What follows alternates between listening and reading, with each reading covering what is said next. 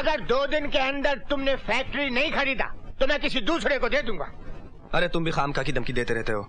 मुझे अच्छी तरह मालूम है कि इस फैक्ट्री खरीदने वाला कोई दूसरा नहीं है। अरे आपका ख्याल गलत है साईं। दूसरा ग्राहक माल के साथ तैयार खड़ा है।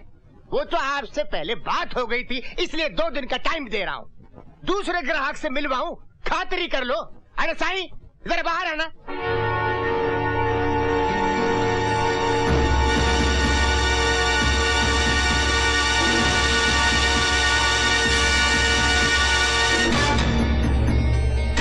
ये तो अभी पूरा पेमेंट देने को तैयार है, लेकिन मैंने आपको जबान दी है इसलिए 2 दिन दे रहा हूँ।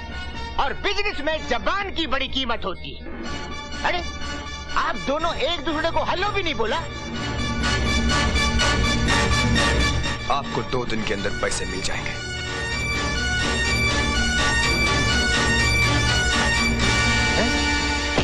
साईं, आपको देखते ही निरंजन की आंखों में खून उतर आया था। और उसे देखते ही मुझे अपना खून याद आ गया था। उसका मूड देखकर तो ऐसा लगता था जैसा वो आपको मार ही डालेगा। ये काम तो वो पहले ही कर चुका है दुदानी। अब तो उसके मरने के दिन है। अब तो उस फैक्ट्री को खरीदना जरूरी हो गया है। वो भी उस फैक्ट्री को खरीदना चाहता है। कौन? वही जिसके पास पूजा गई थी। मैं उसके पास वो फैक्ट्री नहीं जाने दूंगा। ये मेरी मान का सवाल है। तू चिंता क्यों करता है बेटा?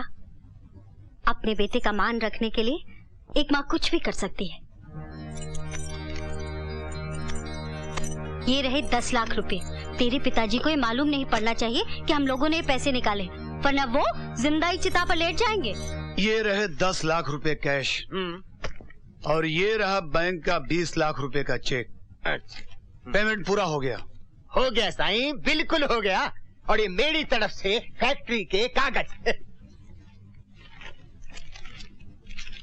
मिस्टर निरंजन, बहुत बहुत मुबारक हो। अरे भाई कांग्रेचुलेशन।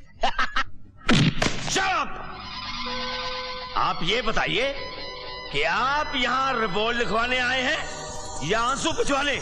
अगर तो आंसू पुछवाने आए हैं तो ये लीजिए रुमाल, पूछिए आंसू और दफा हो जाइए यहाँ से। नहीं नहीं, मैं तो रिपोर्ट लिखवाने आया हूँ जी। मेरी तिजोरी से 10 लाख रुपए चोरी हो गए। मैं कंगाल हो गया हूँ जी, कंगाल। बस बस, चिंता मत करो। इतना याद रखो मियाँ, चिंता और चिता में एक चिविंदी का फर्क है।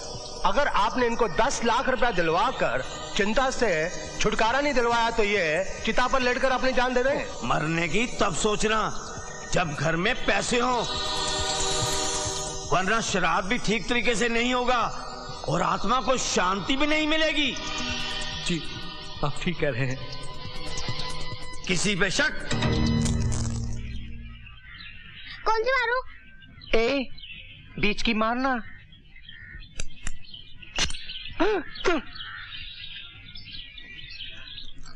ओह, अरे 2 गोलियां तो कम है। जरूर इसने ही चुराई होंगी। ए, चल फुट। चल निकाल मेरी गोलियां। नहीं है ना? हाँ।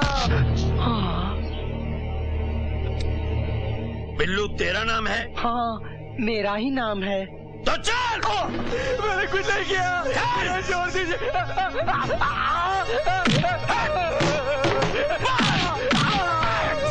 मैं शरीफ आदमी हूँ, हरामी लगता हूँ ना?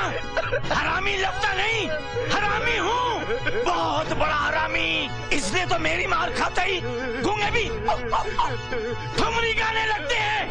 चल चल जल्दी से उगल दे। चल चल।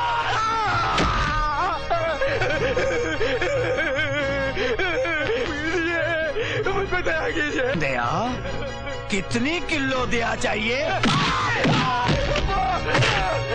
बोल बे छक्के, रुपया कहाँ है? सर इसे मत मारिए सर। तो क्या इसका चुम्मा लूं? मेरी एक बात सुन लीजिए सर। टीवी सीरियल महाभारत तो आपने देखा होगा। भीष्म पितामह की मौत की वजह एक छक्का था। आपका नाम भी भीष्म है और ये एक छक्का। इसीलिए कहता हूँ कि प्यार से काम लीजिए। मेरे लाल, ये प्यार करने की कोई रोमांटिक जगह नहीं है। ये पुलिस स्टेशन है, पुलिस स्टेशन, समझे? आजकल बहुत टीवी देखता है। जा। और चौधरी साहब, थाने में सर ले आना जरूरी था क्या? तो अपने सर को कहाँ रखूं?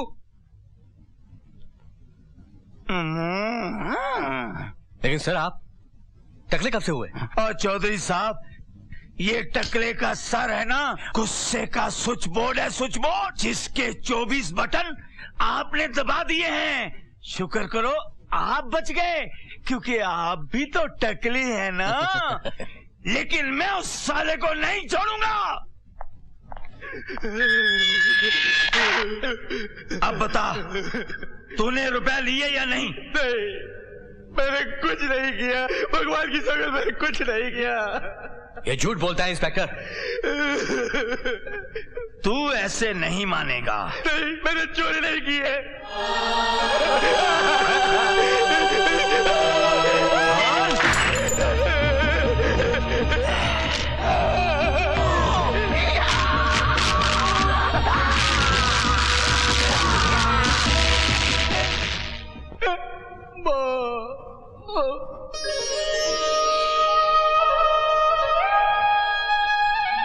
निरंजन बाबू, आप यहाँ? जी, आज मेरी फैक्ट्री का मुहूर्त है।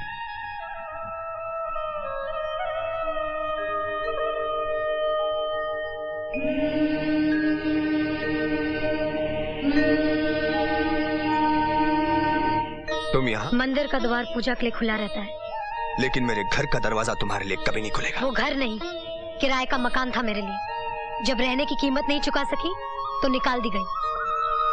हर एक के जीवन में कुछ न कुछ सालों के लिए बनवास का समय आता है, और इसे तो काटना ही पड़ता है। ओह, तो तुम यहाँ बनवास काटने आई हो? हाँ। तो काटती रहो, इसलिए कि तुम्हारे बनवास का कोई अंत नहीं होगा। क्या इसलिए कि मेरा राम ही रावण है? मैं किसी का राम नहीं और ना ही राम बनना चाहता हूँ। ये दुनिया राम लीला नहीं, महाभारत है। यहाँ जीतना ही धर्म है, और किसी भी कीमत पर जीतो। छोटे चौधरी, किसी भी कीमत पर जीतने वाले अक्सर जीतकर हार जाते हैं। लेकिन मैं कभी नहीं हारूंगा। आपकी बारात मंडप से वापस आ गई। कल्पिता की साड़ी सफेद हो गई। आपके बाप की पगड़ी उछाली गई। क्या कर लिया आपने? तो तुम यहाँ बनवास काटने नहीं, बदला लेने आई हो। देखता हूँ तुम बदला कैसे लेती हो। पाप का घड़ा अगर भर गया हो तो उसमें कंकर मारने की जरूरत नहीं पड़ती, वो घड़ा खुद ही फूट जाता है। छोटे चौधरी, औरत जब तक रोती है तभी तक कमजोर होती है।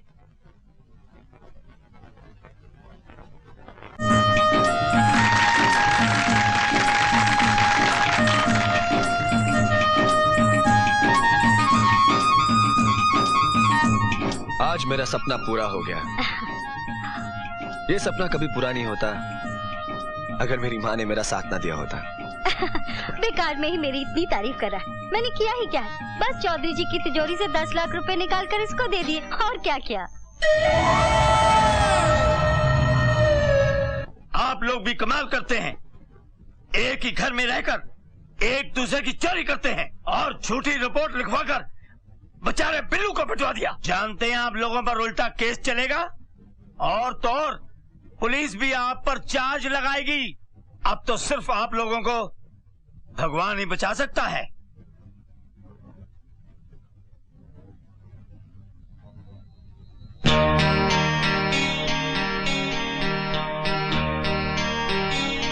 ये क्या है?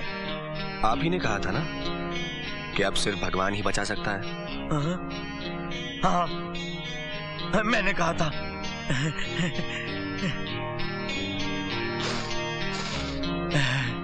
असली है। आपको भाषा का ज्ञान बहुत अच्छा है। आपको भी भाषा का ज्ञान बहुत अच्छा है। वो तो है। अच्छा, तो हम चलते हैं। जय हिंद, जय हिंद, जय हिंद। मुखिया जी, मेरे बेटे बिल्लू को बचा लीजिए। अब तो आपको भी मालूम हो चुका है कि वो चोर नहीं। जब चाहे पुलिस से किसी को बेइज्जत करवा के पिटवा दे दे, ये तो सरासर जुल्म है। मुखिया जी, आज आपको इंसाफ करना पड़ेगा। यहाँ की पंचायत जब यहाँ की माओ को, यहाँ के बेटों को, यहाँ की बेटियों को इंसाफ नहीं दे सकी, तो आपको क्या इंसाफ दे पाएगी? बताइए मुखिया जी, चौधरी परिवार के ताल पर यहाँ का समाज कब तक ठुमके लगाता रहेगा? कब तक? क्या पूरा समाज छक्का हो गया है? ए मुखिया, तुम लोगों ने गांव में ये पंचायती विचायती क्या लगा रखी है? चलो फूटो यहाँ से। अदब से बात कीजिए। ये कोई बाई का कोठा नहीं, गांव की पंचायत है। कौन हो तुम? फिलहाल सवाल सिर्फ मैं पूछूंगी, ये जानते हुए भी कि निरंजन चौधरी ने अपनी माँ के साथ मिलके चौधरी जी के 10 लाख रुपए निकाले थे और उन्हीं रुपयों से फैक्ट्री खरीदी थी। ये जानने के बाद भी आपने उन्हें दोषी नहीं माना, उनके खिलाफ कोई कार्यवाही नहीं की और निर्दोष बिल्लू को मार पीट कर हवालात में बंद कर दिया। इसलिए कि उनके खिलाफ किसी ने कंप्लेन नहीं लिखवाई, तो मैं एक्शन कैसे लेता? मैं लिखाती हूँ कंप्लेन, लिखिए। ऐसी कंप्लेन मैं नहीं लिखता, थाने में जाकर हवलदार को लिखवा दो। ये कंप्लेन तो आप ही को लिखनी पड़ेगी, और अभी। तुम कोई जिला मजिस्ट्रेट नहीं हो जो मैं तुम्हारा हुक्म मानूं। अब तो हवलदार हमारी कंप्लेन नहीं लिखेगा। तब तो मुझे ही मजबूर होकर लिखना पड़ेगा।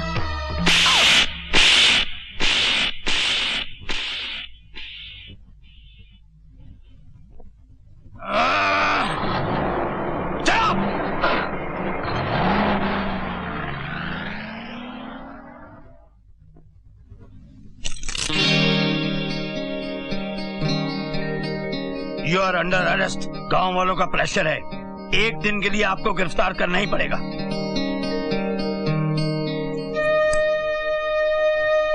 कैसी लगी नई ससुराल?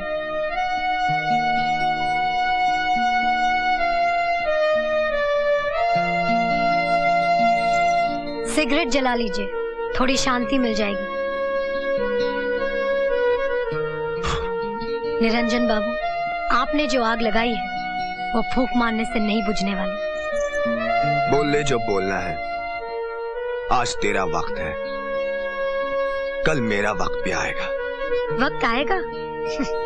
आप तो कहते थे कि वक्त आता नहीं, लाया जाता है। लगता है अंदर से बहुत टूट गए हैं छोटे चौधरी। चाहे जितना भी टूट जाऊं, जमानत पर तो छूट ही जाऊंगा। फिर ऐसी आग लगाऊंगा जिसे बुझाकर मुझे जरूर शांति मिलेगी। एक बात याद रखिए छोटे चौधरी, जिंदगी का खेल जल्दबाजी से नहीं खेला जाता। जो खेलते हैं वो अनाड़ी होते हैं, और जो अनाड़ी होते हैं वो अपने ही पाँव में कुल्हाड़ी मार लेते हैं। क्या पानी लाऊं आपके लिए एक गिलास? शराब। अरे आग लगे उस इंस्पेक्टर को, मेरे बेटे से पैसे भी खा लिए और उसे गिरफ्तार भी कर लिया। भगवान करे मरने के बाद उसके मुंह में आग देने वाला कोई ना हो, उसकी लाश को चील कौवे कुत्ते नोच नोच के खा जाए, खच खच कीड़े लगे उसको। अरे घबरा मत भाग्यवान, सब ठीक हो जाएगा। अरे क्या ठीक होगा खाक? सामने उस मनूस का चेहरा जो नजर आ गया। अरे सब इसी का किया कराया है, इंस्पेक्टर के अंदर इसी ने जहर भरा होगा। जहर तो नागिन के पास होता है, हम इंसानों के पास तो सिर्फ आंसू हुआ करते हैं। कमीनी तो, और ये कमीना बनने में कैसा नमक हराम निकला, जाके पूजा से मिल गए। आज कोई काम करने वाली भी नहीं आई मरने के लिए। अरे नहीं आई तो क्या हुआ, हम कोई लंगड़े लूले थोड़ी है। कल्पिता जा, तू ही वो बर्तन धो डाल। अरे रे रे रे, नहीं नहीं नहीं नहीं नहीं, अरे ले ले, चुप हो जा चुप हो जा।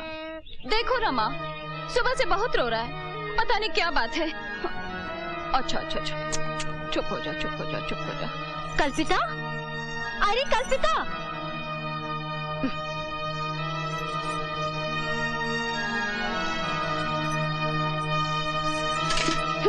बाल्टी भी खा।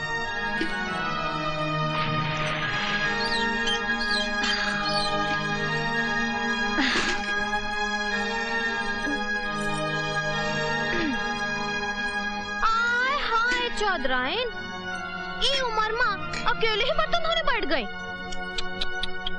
अफसोस, पर तुम कर भी का सकती हो, तुम्हारे घर में गंदा बर्तन भी तो बहुत हैं। एक बात कहते हैं चौधराइन, वैसे अपना काम खुद ही कर लेना चाहिए। अपना काम करने से क्या होवत है, सेहत भी अच्छी रहती है और रात को नींद भी बड़ी बढ़िया आती है ना चौधराइन? अच्छा, अब चलते हैं। ससुरी फुदरी की।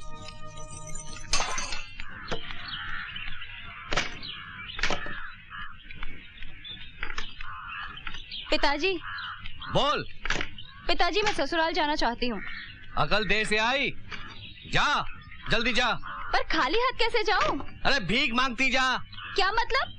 मतलब ये कि माँ बेटे ने मिलकर मुझे कंगाल बना दिया है। अब तुझे कहाँ से दूं? सुबह से चौधराई ने कुछ खाने के लिए भी नहीं भेजा है।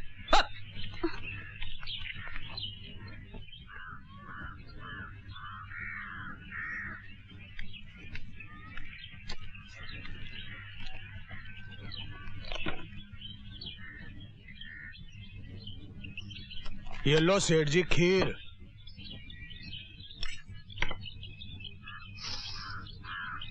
खुशबू तो अच्छी है। बहुत अच्छी है। ये ले। लो पिताजी।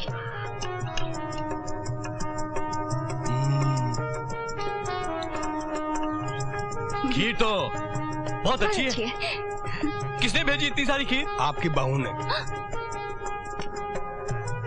तू झूठ बोल रहा है। वो क्या है कि बहुरानी दूध खरीद कर बोली कि बनने में इसकी खीर बना दो, लेकिन एक कुत्ता न जाने कहां से आकर टांग उठाकर उसमें पेशाब कर दिया। मैंने उससे पूछा कि इस दूध का क्या करूं? बोली दूध को बर्बाद न करो, इसकी खीर बनवा कर ससुर जी को भिजवा दो। मुझे उसकी बात माननी पड़ी। क्या?